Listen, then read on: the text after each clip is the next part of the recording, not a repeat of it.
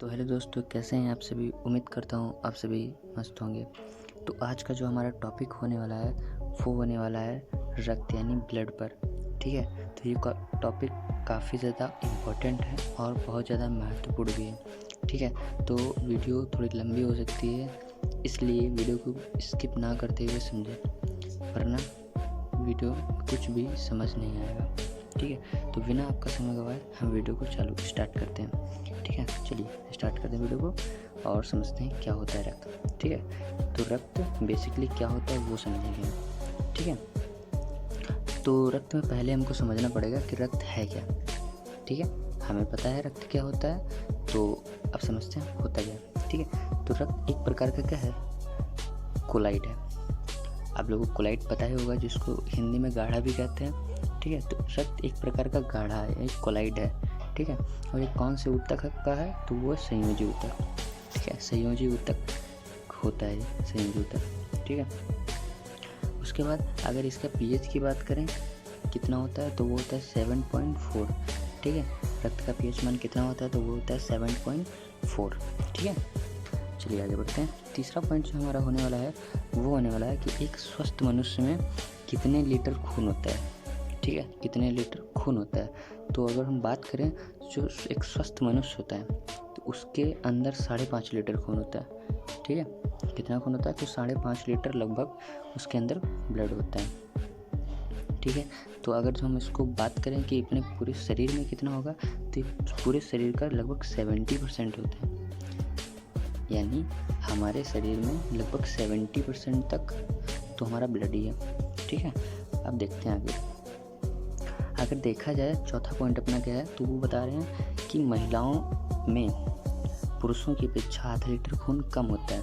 जैसे हमने बताया कि जो पुरुष होते हैं उनमें 1/, यानी लगभग 5.5 लीटर खून होता है, और वही बात अगर जो हम महिलाओं में देखते हैं तो उनमें केवल 5 लीटर खून होता है, यही कहा जा रहा है हमें। ठीक है, तो अगर हम पुरुष की बात करते हैं तो पुरुष में 5.5 लीटर और महिलाओं में 5 लीटर। ठीक है, चलिए आगे देखते हैं।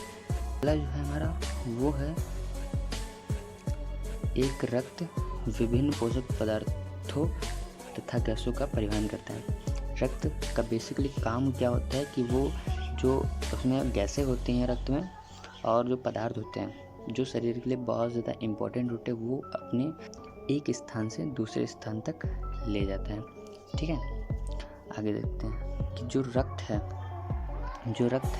वो जो बच्चा होता है, यानी जब बच्चा छोटा होता है तो वहाँ पर कहाँ पर उसका निर्माण होता है रक्त का, तो होता है मिसोडर। ठीक है, मिसोडर में इसका निर्माण होता है। ठीक, मिसोडर यानी बच्चेदानी में ही वो उसका निर्माण होता है। ठीक है, अगर वयस्क में देखें तो वो लगभग अस्थि मज्जा में, किसमें, अस्थि मज्जा में होता है। ठीक है, अस्थि मज्जा में उसका निर्माण होता है। अस्थि मज्जा आपको पता ही होता है क्या होता है, जिसको इंग्लिश में बोन मैरो कहते हैं। अस्थि मज्जा को इंग्लिश में बोन मैरो कहते हैं। ठीक है, अस्थि मज्जा यानी हड्डियों में। ठीक है, तो वयस्क इंसान में खून का निर्माण कहाँ होता है, तो वो होता है अस्थि मज्जा यानी बोन मैरो में। अगला देखते हैं। अगला है हमारा कि जो रक्त है वो प्लीहा या तिल्ली, जिसको हम इंग्लिश में स्प्लीन भी कहते हैं। ठीक है, प्लीहा या तिल्ली, जिसको हम इंग्लिश में स्प्लीन भी कहते हैं, वहाँ जमा रहता है। अगर पूछा जाए कि रक्त कहाँ पर जमा रहता है, तो वो होता है स्प्लीन में इकट्ठा रहता है, और स्प्लीन को ही रक्त का ब्लड बैंक कहा जाता है। ठीक है, तो शरीर का ब्लड बैंक कौन होता है, तो वो होता है स्प्लीन यानी तिल्ली या फिर प्लीहा। ठीक है, आगे देखते हैं। अगला जो है वो है कि जो रक्त जो है उसकी खोज कौन किए थे, तो वो थे विलियम हार्वे। रक्त की खोज करने वाले व्यक्ति कौन थे, तो वो थे विलियम हार्वे। ठीक है, इतना समझ आ गया। आगे देखते हैं। अब जो हमारा अगला पॉइंट होने वाला है वो है कि जो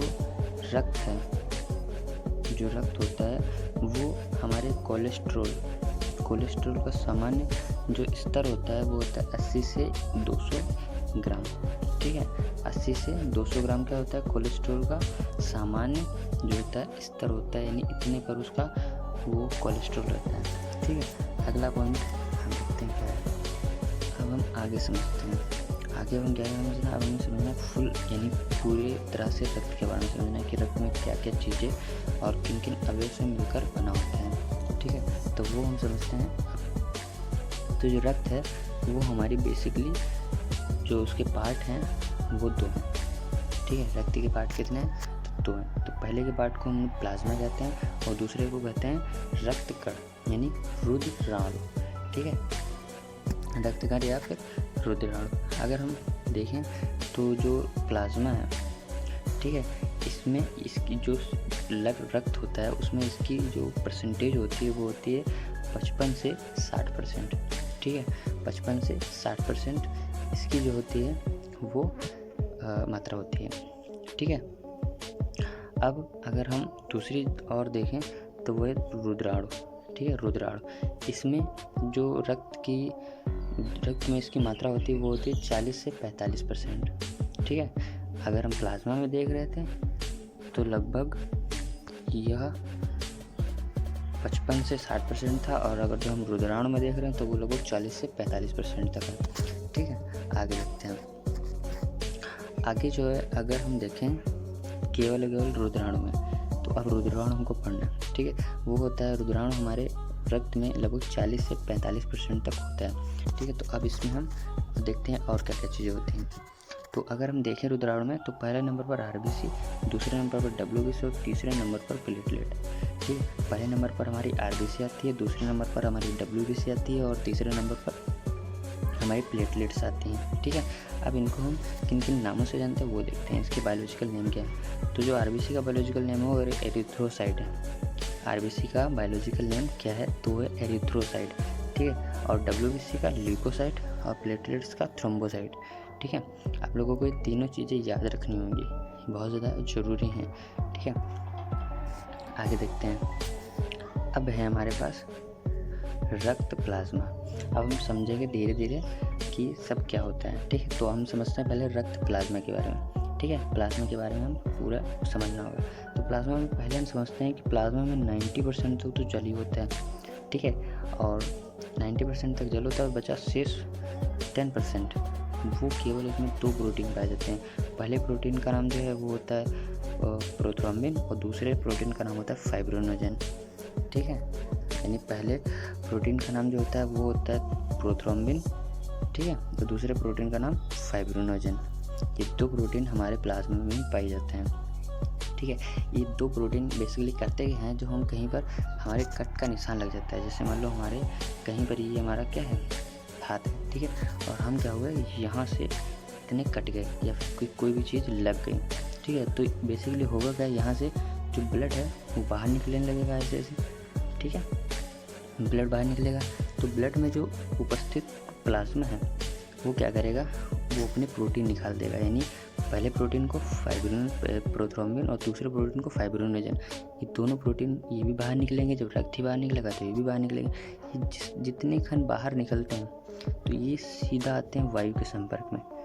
ठीक है, ये जितने खंड वायु के संपर्क में आते हैं तो ये क्या करते हैं कि ठीक है, ये क्या करते हैं, रक्त का थक्का बना देते हैं। वायु के संपर्क में इनका नहीं आना होता है, और ये क्या करते हैं, जब हम कहीं कट जाते हो तो यहाँ से ब्लड आने लगता है और फाइब्रिनोजेन और प्रोथ्रोम्बिन ये दोनों वायु के संपर्क में आते ही क्या होते हैं, थक्का बना देते हैं रक्त का। यानी रक्त की क्लॉटिंग कैसे होती है, तो वो 2 प्रोटीन के कारण होती है, प्रोथ्रोम्बिन और फाइब्रिनोजेन। 2 प्रोटीन के कारण ही रक्त का थक्का बनता है। ठीक है, आगे देखते हैं। अगला है सीरम। तो सीरम क्या होता है वो देखते हैं। तो जब सीरम है वो जब रक्त प्लाज्मा में से फाइब्रिनोजेन नामक प्रोटीन निकाल देते हैं। हमने बताया कि अभी इसमें रक्त प्लाज्मा में 2 चीज़ें पाई जाती थी, फाइब्रिनोजेन और प्रोथ्रोम्बिन। अब क्या करेंगे, फाइब्रिनोजेन निकाल लेंगे।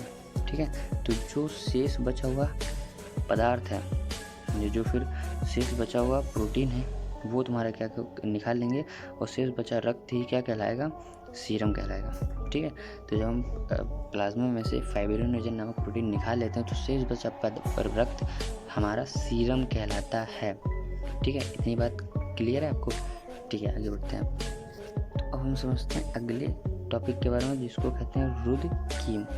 ठीक है, जिसको हम इंग्लिश में कार्पल्स कहते हैं। कार्पल्स बेसिकली होती क्या है वो समझते हैं। तो कार्पल्स जो होते हैं वो रक्त कणिकीय भाग होता है, ठीक है। कार्पल्स क्या है, रक्त कणिकीय भाग है। इसे 3 भागों में विभाजित किया जाता है या फिर बांटा जाता है। हमने इसके पहले प्लाज्मा के बारे में समझ लिया, अब हमें कार्पल्स के बारे में तो समझना है, रुधिराणु के बारे में, ठीक है। तो वो समझते हैं पहले क्या क्या होता है।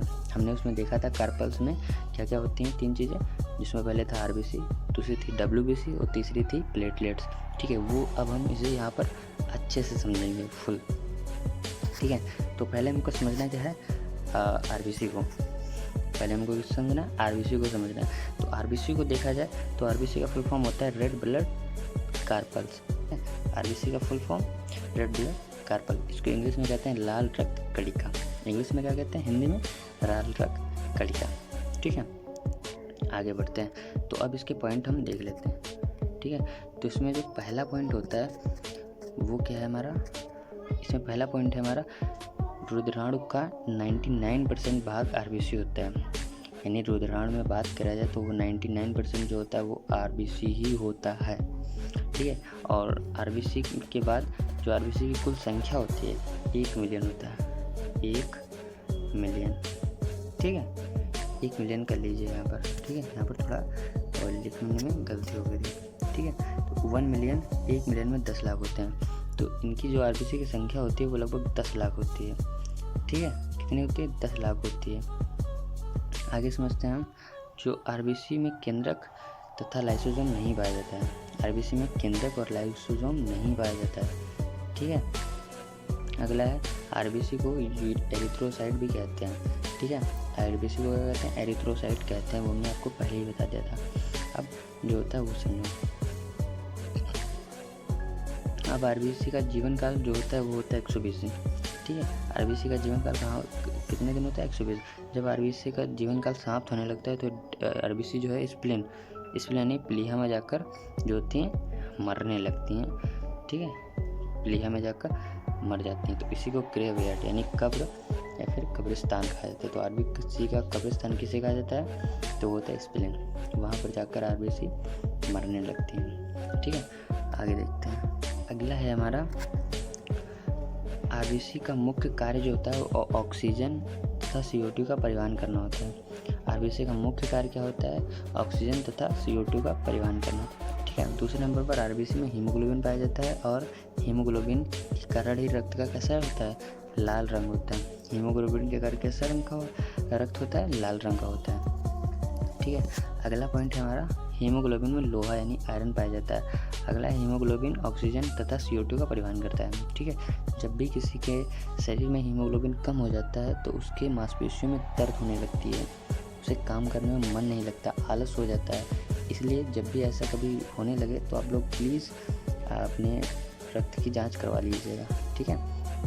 रक्त बहुत ज़्यादा ज़रूरी है क्योंकि वही आपको पूरी शक्ति प्रदान करता है, आपको काम करने के लिए, पढ़ने के लिए, सब कुछ करने के लिए, ठीक है। तो आगे देखते हैं अब, जो अगला है वो है हमारा पुरुष या फिर मेल में हीमोग्लोबिन का स्तर लगभग 49 ml प्रति 100 ml होता है। यानी पुरुष में देखा जाए तो हीमोग्लोबिन लगभग 100 ml होता है, ठीक है। पुरुष में जो होता है वो हीमोग्लोबिन कितना होता है, तो वो होता है 100 ml, ठीक है। आगे देखते हैं, आगे है महिलाओं में यानी फीमेल में हीमोग्लोबिन का स्तर जो होता है समान होता है, पर उसमें M की बात की जाए यानी प्रति लीटर में थोड़ा सा कम होता है। हीमोग्लोबिन जो होता है महिलाओं में थोड़ा सा कम होता है, ठीक है। इसलिए उनमें आयरन की कमी होती है, ठीक है। आप समझते हैं। नोट, अगर हम देखें तो हीमोग्लोबिन की कमी के कारण एनीमिया यानी अरक्तता नामक रोग हो जाता है।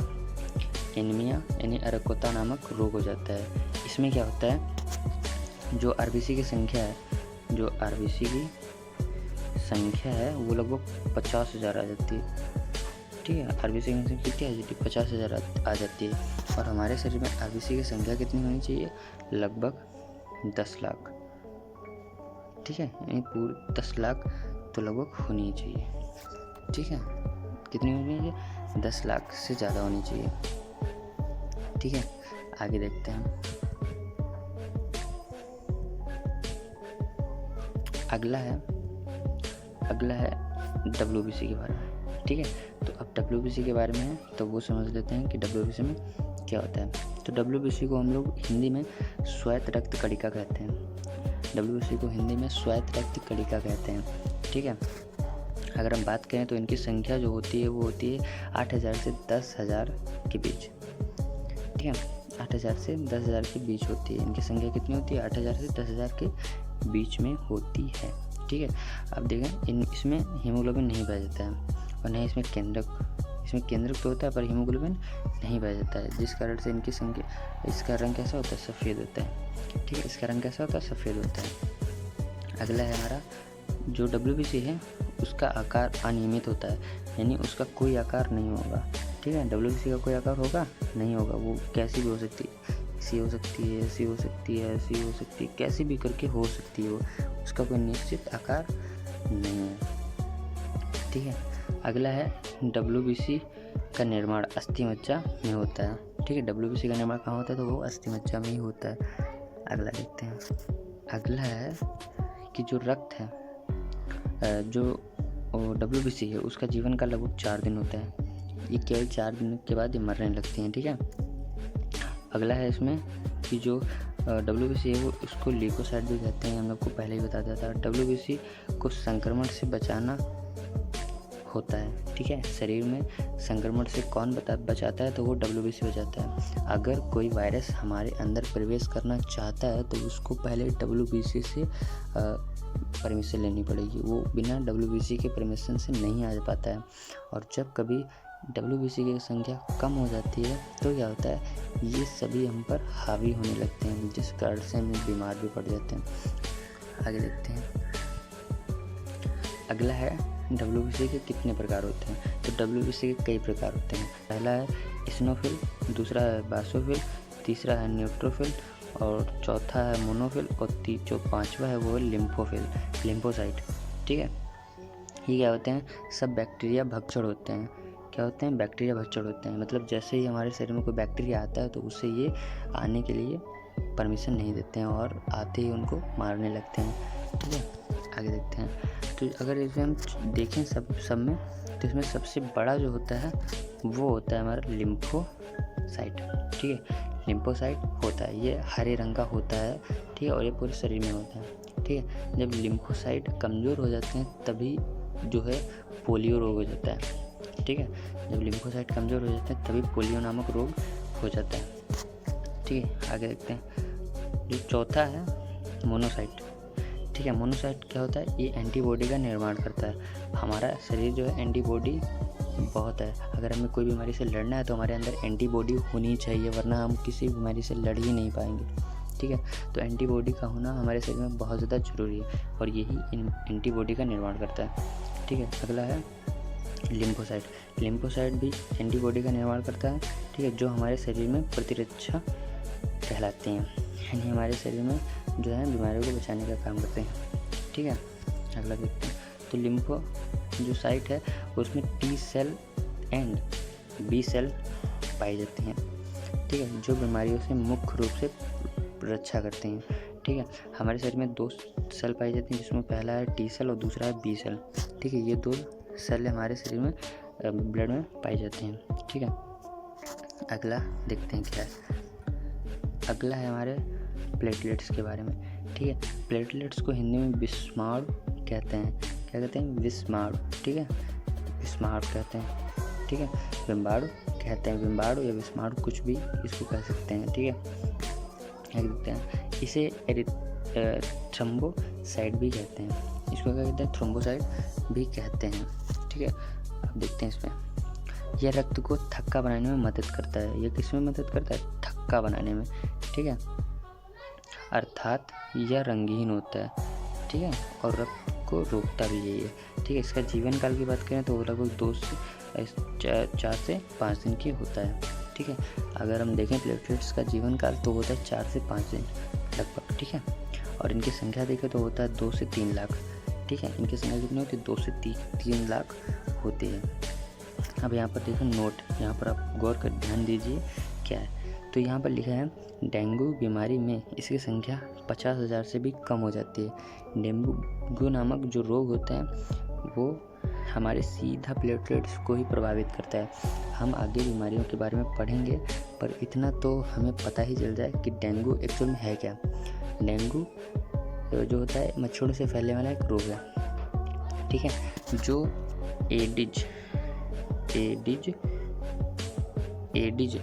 एडिज नामक एक क्या होता है, एक मच्छर होता है जिसके कारण हमें क्या होता है, डेंगू होता है।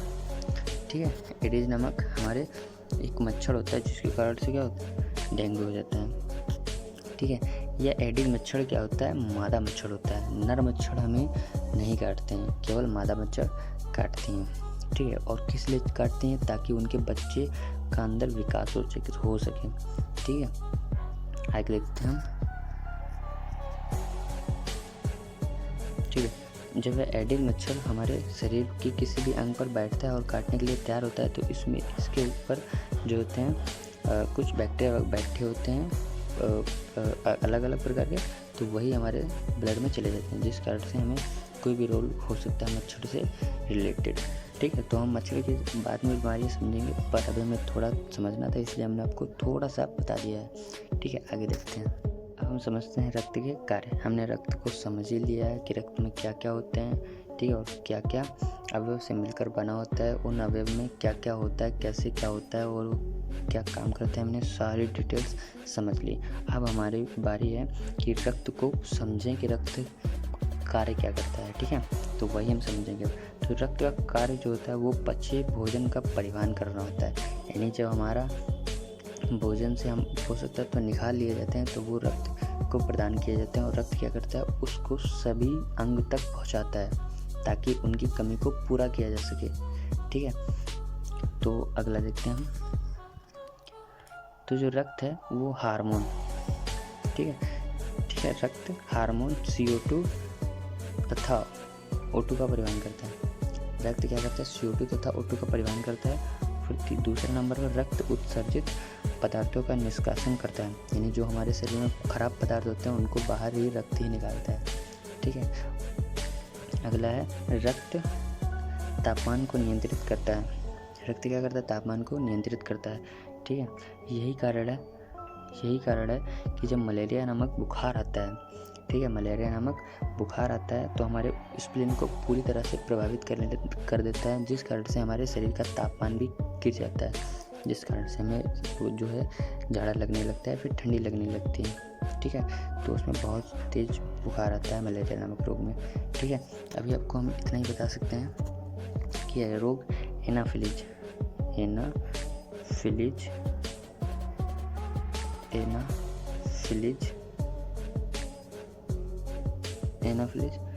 नामक।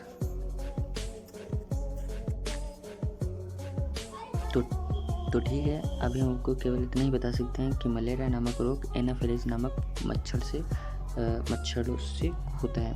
ठीक है, ये क्या करता है, आपके बॉडी के किसी भी पार्ट पर आपको काटता है और उस पर बैठे प्लाज्मोडियम आपके शरीर में प्रवेश कर जाते हैं, जिस कारण से आपको मलेरिया नामक रोग हो जाता है। ठीक है, या जब ब्लड में मिलते हैं प्लाज्मोडियम तो सीधा स्प्लीन में जाकर आपके स्प्लीन को डैमेज करने लगते हैं, जिस कारण से स्प्लीन अपना प्रभाव भूल जाता है और वह गर्मी को उसको बर्दाश्त नहीं कर पाते हैं, और क्या करता है, पूरे शरीर में शटडाउन की इमरजेंसी देने लगता है, जिस कारण से आपको सर्दी और ठंडी भी लगने लगती है। ठीक है, तो अभी के लिए हम इतना ही समझते हैं, आगे देखते हैं।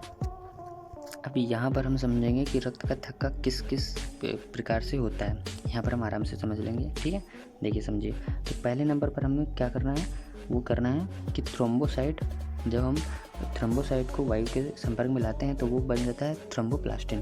ठीक है, जब थ्रोम्बोसाइट को वायु के संपर्क में लाते हैं तो वो बन जाता है थ्रोम्बोप्लास्टिन।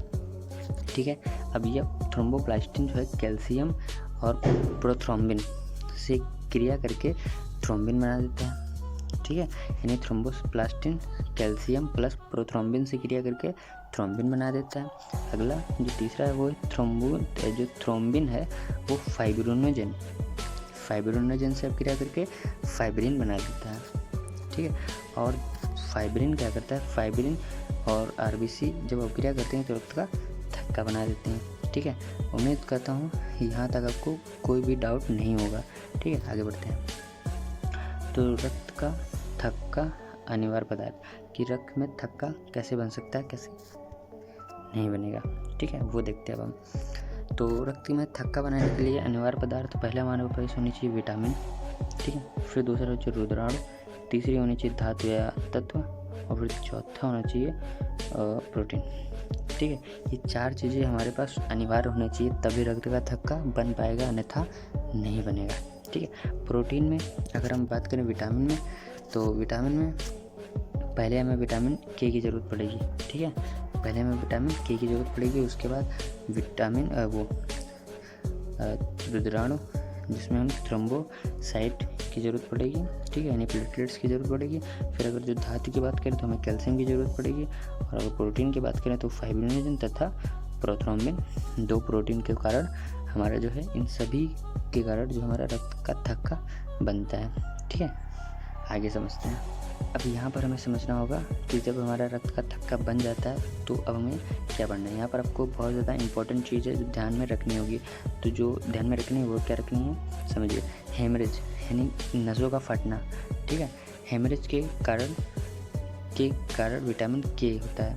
ठीक है, हेमरेज किसके कारण होता है, तो विटामिन के की कमी के कारण। ठीक है, विटामिन के कमी के कारण जो होता है हेमरेज होता है। हेमरेज कई प्रकार का होता है। ठीक है, इसमें से आपको पहला था ब्रेन हेमरेज, यानी ब्रेन के अंदर नस फट जाती हैं।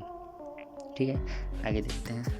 आगे है शरीर के अंदर यदि रक्त जम जाए तो जो व्यक्ति है उसकी मृत्यु हो जाएगी।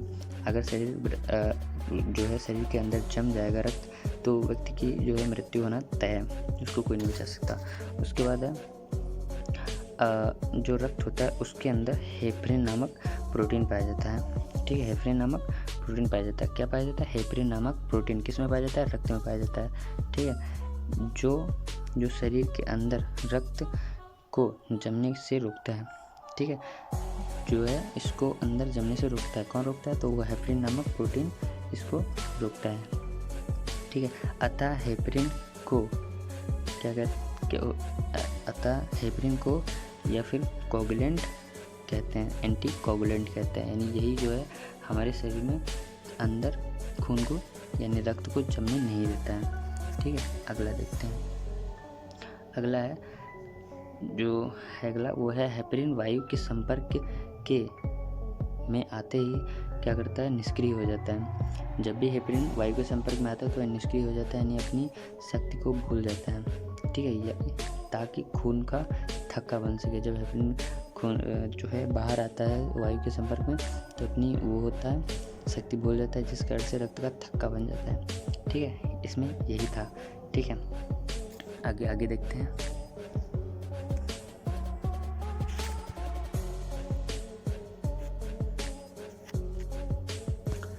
आगे है जो वो नोट करने के लिए है आपको। ठीक है, याद करने के लिए ध्यान में रखते हुए कि जो हीमोफीलिया है ये एक आनुवंशिक रोग है। कैसा रोग है, तो वो आनुवंशिक रोग है। ठीक है, इस रोग में खून का थक्का नहीं बनता है। ठीक है, ये आनुवंशिक रोग है, इसमें थक्का बनता ही नहीं है रक्त का। ठीक है, अतः कटने व फटने पर रक्त का थक्का नहीं जमेगा, बनेगा ही नहीं। यानी जब कहीं भी कट जाएंगे तो वो रक्त बाहर ही निकलता रहेगा। ठीक है, तो हमने बहुत सारे रक्त के बारे में पढ़ लिए। ठीक है, हमने क्या किया, रक्त को पूरी तरह से समझने का पूरा प्रयास किया। ठीक है, तो रक्त में हमने आपको बहुत सारी पूरी जो जानकारी थी वो हमने देने का पूरा प्रयास किया है। ठीक है, अगर आपको ऐसे भी लगता है कि इसमें कोई कमी रह गई तो आप प्लीज़ मुझे कमेंट करके बता दें, मैं उस पर ही वीडियो बना दूंगा। ठीक है, कोई दिक्कत वाली बात नहीं है। पर हाँ, अब वीडियो समाप्त हो रही है तो मैं आपसे छोटी सी रिक्वेस्ट करना चाहता हूँ। छोटी सी रिक्वेस्ट, अगर आप हमारे चैनल पर नए हैं, ठीक है, अगर आप हमारे चैनल पर नए हैं तो वीडियो को एक लाइक प्लीज़, एक लाइक ठीक, एक लाइक कर दें। अगर वीडियो आपको अच्छी लगी है तो आप वीडियो को एक लाइक ज़रूर कर दें, ठीक है। अगर आप चैनल पर नए हैं तो आप चैनल को सब्सक्राइब, ठीक है, करना ना भूलें, ताकि यह हमारा मोटिवेशन कम ना हो, ठीक है, ताकि हम आपको आगे ऐसे ही बहुत सारी नई नई जानकारियाँ देते रहें। तो उम्मीद करता हूँ आपको वीडियो पसंद है, ठीक है। अगर पसंद आती है तो अच्छी बात है, ठीक है। और आगे की वीडियो में आपको ब्लड में जो है आगे भी और थोड़ा बताना है, तो वो मैं आपको अगली वीडियो में बता दूँगा। वीडियो काफ़ी लंबी हो जाएगी, जिस कारण से मुझे यहीं पर इसको रोकना पड़ रहा है, ठीक है। तो इसके आगे जो एक छोटा सा टॉपिक रह जाता है, छोटा सा टॉपिक है जिसको हम कहते हैं ब्लड ग्रुप, ठीक है। छोटा सा टॉपिक है ब्लड ग्रुप, ठीक है। ये हम आपको अगले एक नई वीडियो में बता देंगे, ठीक है। तब तक के लिए इतना ही, मिलते हैं आपसे एक नई वीडियो में। तब तक के लिए धन्यवाद।